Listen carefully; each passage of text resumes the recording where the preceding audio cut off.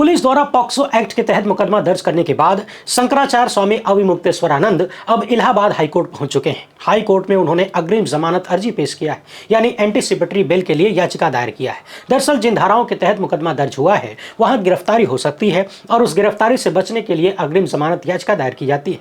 वैसे शंकराचार्य के खिलाफ उत्तर प्रदेश की पुलिस और न्यायपालिका ही नहीं बल्कि योगी सरकार का एक और विभाग एक्टिव होता हुआ दिख रहा है। लोग पूछ रहे हैं कि बुलडोजरों चलेगा क्या?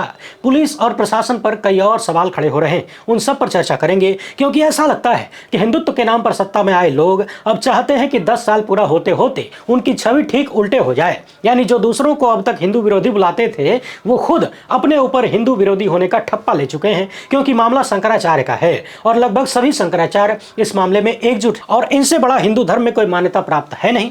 और तो और आज शंकराचार्य अविमुक्तेश्वरानंद ने बीजेपी आरएसएस के उस सिस्टम की भी पोल खोलने का प्रयास किया है जिसके तहत ये लोग हर जगह अपना कब्जा कर लेना चाहते हैं। ये सिस्टम बड़ा डेंजरस है, ध्यान से सुनिएगा। उधर शंकराचार्य ने ये वाली तस्वीर भी साझा किया है। ये तस्वीर अपने आप में यूपी के शासन प्रशासन की पोल खोलने वाला है, बदमाशों और पुलिस के गठजोड़ की पोल खोलने वाला है। अखिलेश यादव के बयान पर भी शंकराचार्य ने जोरदार जवाब दिया है। उधर जिन लड़कों को लेकर आशुतोष नाम के इस व्यक्ति ने शंकराचार्य पर आरोप लगाया था उनमें से एक लड़के के बारे में अजीबोगरीब चर्चा सामने आई है। लड़के के पिता ने जो कहा है वो आप सभी को सुनना चाहिए और जो लोग शंकराचार्य से शंकराचार्य होने का प्रमाण मांग रहे थे उनके लिए भी जवाब के रूप में एक वीडियो चल रहा है। इन सब पर एकदम तगड़ी वाली चर्चा करेंगे, मगर उससे पहले आप सभी से एक छोटी सी अपील।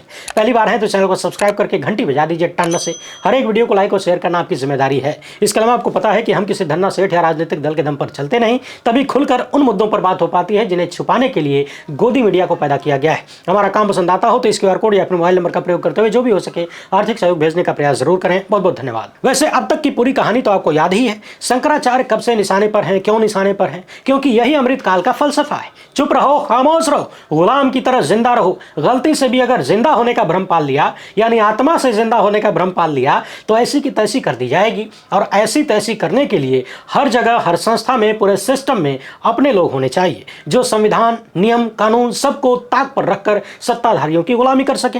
क्योंकि गुलामी करवाने के लिए भी गुलाम लोगों की जरूरत होती है, जो लोग पद के लालच में, पैसे के लालच में या फिर डर के मारे सत्ताधीशों की तेल मालिश करते रहे।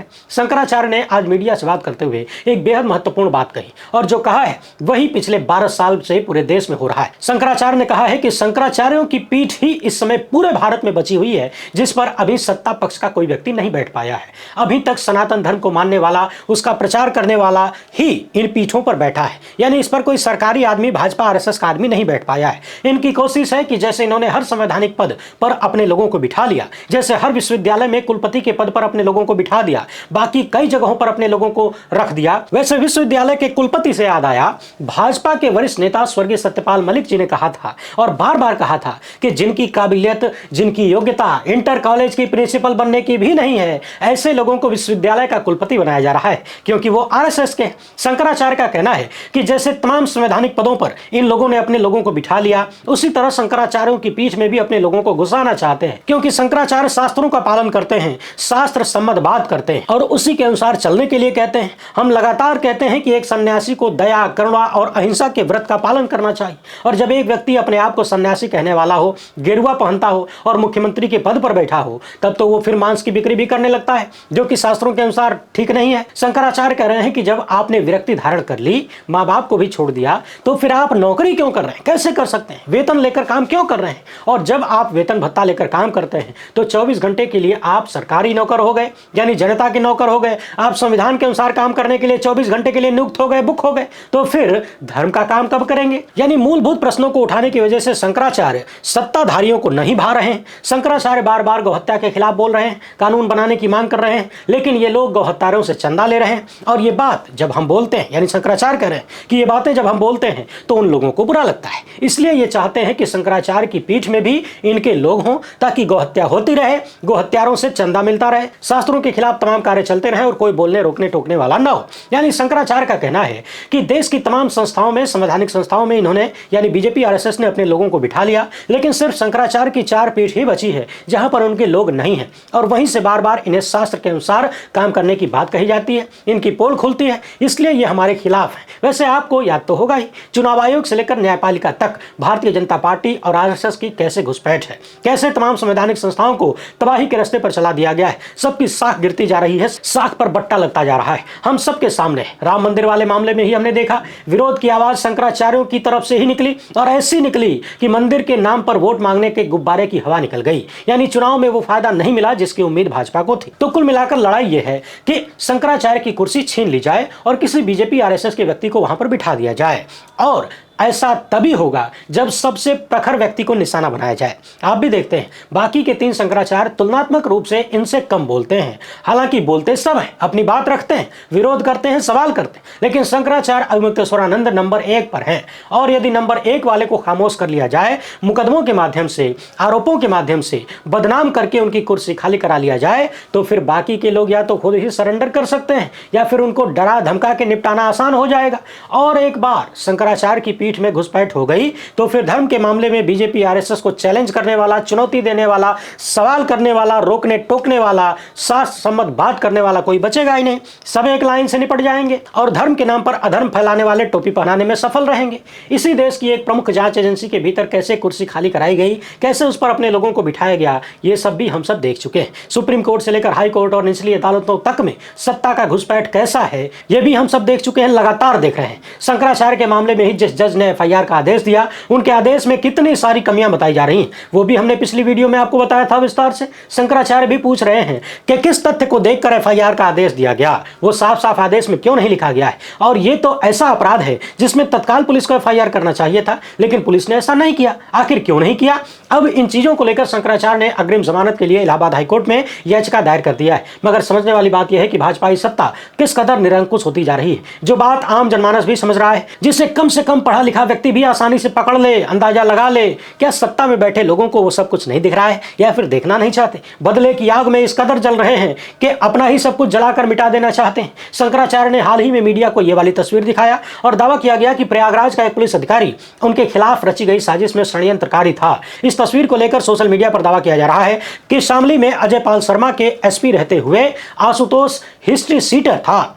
तो क्या जिले का एसपी हिस्ट्री सेटर के साथ केक काट रहा है? शंकराचार्य ने यह तस्वीर जारी करके सवाल खड़े किए। माघ मेला में अजय पाल शर्मा पर बटुकों के साथ अभद्रता के भी आरोप लगे। शंकराचार्य के शिष्यों को किस तरीके से पुलिस की चौकी के भीतर उनकी चोटी पकड़ के उठा के पटक पटक के मारा जा रहा था, यह तो आपको याद होगा ही। इन तस्वीरों के माध्यम से यह दावा किया जा रहा है कि भगवा वस्त्र पहने, पगड़ी लगाए आशुतोष नाम का व्यक्ति जो खड़ा है बगल में, एसपी साहब केक काट रहे हैं। क्या आप कल्पना भी कर सकते हैं कि एक हिस्ट्री सीटर के साथ जिले का एसपी केक काट रहा है? जिस व्यक्ति पर गोवध अधिनियम से लेकर लूट, धमकाना, बलात्कार तक के मुकदमे दर्ज हैं, उसके खिलाफ क्या जिले का एसपी केक काट सकता है? क्या ये किसी भी रूप में आपको एक स्वतंत्र व्यवस्था की तरफ इशारा करता है? उधर शंकराचार्य ने यह भी कहा कि अदालत का एफआईआर वाला आदेश सबूतों के बजाय कानूनी फैसलों पर अधिक केंद्रित था। यानी यह बताया गया कि सुप्रीम कोर्ट ने ऐसे मामले में क्या कहा है, क्या किया है, हाईकोर्ट ने क्या कहा है, क्या किया है, ऐसे मामलों में क्या करना चाहिए। मगर यह नहीं बताया गया कि इस एफआईआर को दर्ज करने के लिए कौन से तथ्य हैं, कौन से तथ्यों को देखकर जज साहब को लगा कि एफआईआर होनी चाहिए। शंकराचार्य का कहना है कि आशुतोष पांडे यानी आशुतोष ब्रह्मचारी का ऊपर से समर्थन किया जा रहा है। इसी बीच उन्होंने यह भी बताया कि वाराणसी विकास प्राधिकरण के अधिकारियों ने हाल ही में उनके विद्या मठ पर सर्वेक्षण किया, यानी सर्वे किया। तो कुल मिलाकर पूरी व्यवस्था का इस्तेमाल करके शंकराचार्य के अनुसार गौरक्षा अभियान को पीछे ढकेलने के लिए दबाव डालने का प्रयास हो रहा है। यानी पुलिस से लेकर अदालत तक और अब वीडियो को भी लगा दिया गया है। इंतजार करिए, हो सकता है आने वाले दिनों में यह भी कह दिया जाए कि शंकराचार्य का आश्रम या उनका मठ या उनके गुरुकुल जो भी बने हैं ये सब अवैध निर्माण है, बुलडोजर भेज दिया जाए, क्योंकि अमृत काल है, कुछ भी हो सकता है और राम राज भी चल रहा है। वरना इसी समय वाराणसी विकास प्राधिकरण के ये सब क्यों याद आ गया? सवाल है कि क्या योगी आदित्यनाथ की सरकार शंकराचार्य के आश्रम पर बुलडोजर चलाने की तैयारी कर रही है? उधर जिस बच्चे को लेकर आशुतोष नाम का एक व्यक्ति कोर्ट में पेश होने पहुंचा था, उसमें से एक बच्चा हरदोई का रहने वाला है। उस बच्चे के पिता के अनुसार करीब 1 साल पहले उनका बेटा पड़ोस के गांव के एक व्यक्ति के साथ प्रयागराज गया था। वहां दान और दीक्षा के नाम पर बेटे का आधार कार्ड ले लिया गया था, लेकिन उसके बाद क्या हुआ उनको कोई जानकारी नहीं और बेटे ने कभी भी उसके साथ किसी भी तरह की अनहोनी या घटना का जिक्र नहीं किया। अब आप याद करिए, बार बार ये सवाल उठ रहा है कि एक हिस्ट्री सीटर इन बच्चों का अभिभावक क्यों बन के घूम रहा है? इनके असली माँ बाप कहाँ हैं? असली अभिभावक कहाँ हैं? तो इधर एक बच्चे के पिता का कहना है कि 1 साल पहले पड़ोस के गांव वाले आदमी के साथ वो प्रयागराज गया था, दान दक्षिणा के नाम पर किसी ने आधार कार्ड लिया, उसके बाद क्या हुआ पता नहीं, लेकिन बच्चे ने कभी भी इस तरह की किसी यौन शोषण का जिक्र नहीं किया अपने पिता से। उधर सोशल मीडिया पर यह वाला वीडियो भी खूब चलने लगा है। इसमें साफ साफ देखा जा सकता है कि अलग अलग पीठों के शंकराचार्य अविमुक्तेश्वरानंद को शंकराचार्य के रूप में पट्टाभिषेक कर रहे हैं। बाकायदा विधि विधान से सब कुछ हो रहा है, यानी ये एक परंपरा है, प्रक्रिया है। बाकी के 3 पीठों के शंकराचार्य मिलकर जहां पद खाली होता है वहां पर किसी को बिठाते हैं, यानी जो भी उत्तराधिकारी के रूप में पहले से तय किया गया है उसका नाम आगे रखा जाएगा। इसमें कोई कॉम्पिटिटिव एग्जाम नहीं होता, इंटरव्यू नहीं होता, फॉर्म नहीं भरा जाता है, ये सब पहले से ही हो चुका होता है। लेकिन भाजपाई सत्ता बार बार ये पूछने का प्रयास करती है कि बताइए आप कैसे खुद को शंकराचार्य लिख रहे हैं, जबकि मूल सवाल तो ये बन गया है कि जब सब कुछ त्याग कर सन्यासी बना जाता है, योगी बना जाता है, जिस कार्य के लिए मूल योग्यता ही है कि आपके भीतर काम, क्रोध, लोभ, मोह समाप्त हो जाए, अपनों से संबंध खत्म हो जाए, दुनिया से विरक्ति हो जाए, तो फिर कैसे आप खुद को सन्यासी भी रख सकते हैं और राज्य की जिम्मेदारी भी चला सकते हैं? कैसे आप गुस्सा हो सकते हैं? कैसे आप पद के लिए किसी भी हद तक जा सकते हैं, झूठ बोल सकते हैं, नफरत फैला सकते हैं? और जब ये सवाल शंकराचार्य पूछ रहे हैं उत्तर प्रदेश के मुख्यमंत्री से, तो वहां से सवाल आता है कि बताइए आप शंकराचार्य कैसे हैं? तो कुल मिलाकर बारी बारी से हर बीते वक्त के साथ बीजेपी आरएसएस के सिस्टम के कथित षड्यंत्र की पोल खुलती जा रही है। आशुतोष नाम का यह व्यक्ति कितना चरित्रवान है ये दुनिया के सामने आता जा रहा है और यूपी की योगी सरकार फंसती हुई दिख रही है। बाकी देखते हैं कि इलाहाबाद हाईकोर्ट अग्रिम जमानत याचिका पर क्या करता है। और वैसे तो इस पूरे मामले पर ही कायदे से सुनवाई और जांच होनी चाहिए कि जिन आरोपों के तहत पुलिस को स्वतः संज्ञान लेते हुए एफआईआर दर्ज करना चाहिए था, यानी बच्चे ने आरोप लगाया और एफआईआर हो जाना चाहिए था, पुलिस ने उसमें एफआईआर क्यों नहीं किया? और फिर कोर्ट में अपनी रिपोर्ट किस हिसाब से सबमिट किया? कोर्ट ने उस रिपोर्ट का हवाला देते हुए एफआईआर का आदेश क्यों दिया? कोर्ट ने क्यों नहीं कहा कि पुलिस को एफआईआर करना चाहिए था, तो पुलिस ने क्यों नहीं किया? क्योंकि यह मामला तो अदालत तक पहुंचना ही नहीं चाहिए था। बाकी देखते जाइए कि योगी सरकार शंकराचार्य के खिलाफ अगला कौन सा कदम बढ़ाती है। कहा जा रहा है कि बार बार गिरफ्तारी की बात करके टेस्ट किया जा रहा है कि शंकराचार्य के पक्ष में कितनी आवाज उठ रही है। उधर यूपी के पूर्व मुख्यमंत्री अखिलेश यादव ने रामभद्राचार्य के मामले में कहा था कि अगर उनके चेले ने शंकराचार्य के खिलाफ एफआईआर करवाया है तो मुझसे गलती हो गई। हमने रामभद्राचार्य के खिलाफ 420 वाले मुकदमे को वापस लिया था, वापस नहीं लेना चाहिए था, रामभद्राचार्य को जेल भेज देना चाहिए था। इस मामले पर जब शंकराचार्य से सवाल किया गया तो उन्होंने कहा कि जब इस तरह की गलतियां सरकार करती हैं, लोग करते हैं, तो पछतावा बाद में होता ही है। कभी भी ये नहीं देखना चाहिए कि गलती करने वाला कौन है। अगर उसने गलती की है तो तत्काल उसे सजा देनी चाहिए, उसके खिलाफ एक्शन लेना चाहिए। पुरानी सरकार ने रामभद्राचार्य के खिलाफ 420 के मुकदमे को वापस लिया, ये सोचकर कि साधु हैं, संत हैं, लेकिन आज पछतावा हो रहा है ना।